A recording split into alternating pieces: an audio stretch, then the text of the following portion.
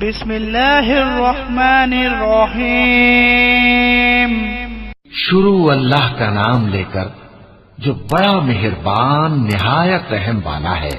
عبس وتولى أن جاءه الأعمى وما يدريك لعله يزكى أو يذكر فتنفعه الذكرى أما من استغنى فأنت له تصدى وما عليك ألا يزكى وأما من جاءك يسعى وهو يخشى فأنت عنه تلهى كلا إنها تذكرة فمن شاء ذكره في صحف مكرمة مرفوعة مطهرة بأيدي سفرة كرام بررة۔ پیغمبر صلی اللہ علیہ وآلہ وسلم نے تیوری چڑھائی اور منہ پھیر لیا کہ ان کے پاس ایک نابینا آیا، اور تم کو کیا خبر شاید وہ پاکیزگی حاصل کرتا یا وہ سمجھ جاتا تو تمہارا سمجھانا اسے فائدہ دیتا۔ اب وہ جو پرواہ نہیں کرتا سو اس کی طرف تو تم توجہ کرتے ہو، حالانکہ اگر وہ نہ سنورے تو تم پر کچھ الزام نہیں۔ اور وہ جو تمہارے پاس دوڑتا ہوا آیا اور وہ اللہ سے ڈرتا بھی ہے تو اس سے تم بے رخی کرتے ہو۔ دیکھو یہ قرآن نصیحت ہے، پس جو چاہے اسے یاد رکھے، قابل ادب برقوں میں لکھا ہوا، جو بلند مقام پر رکھے ہوئے اور پاک ہیں، ایسے لکھنے والوں کے ہاتھوں میں ہیں جو بلند مرتبہ اور نیکوکار ہیں۔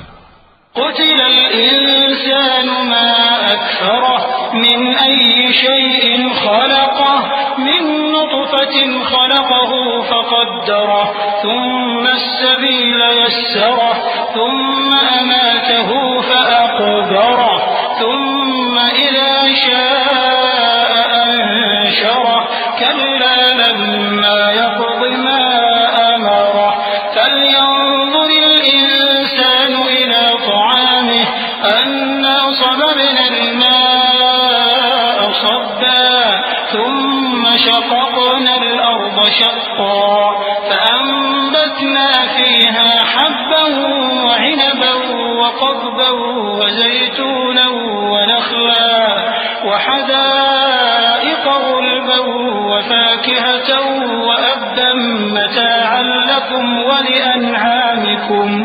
انسان مارا جائے، یہ کیسا ناشکرا ہے۔ اسے اللہ نے کس چیز سے بنایا؟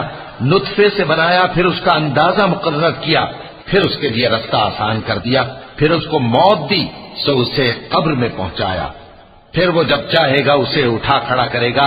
کچھ شک نہیں کہ اللہ نے اسے جو حکم دیا اس نے اس پر عمل نہ کیا۔ تو انسان کو چاہیے کہ اپنے کھانے کی طرف نظر کرے۔ بے شک ہم ہی نے پانی برسایا، پھر ہم ہی نے زمین کو اچھی طرح پھاڑا، پھر ہم ہی نے اس میں اناج اگایا اور انگور اور ترکاری اور زیتون اور کھجوریں اور گھنے گھنے باغ اور میوے اور چارہ، یہ سب کچھ تمہارے اور تمہارے مویشیوں کے لیے بنایا۔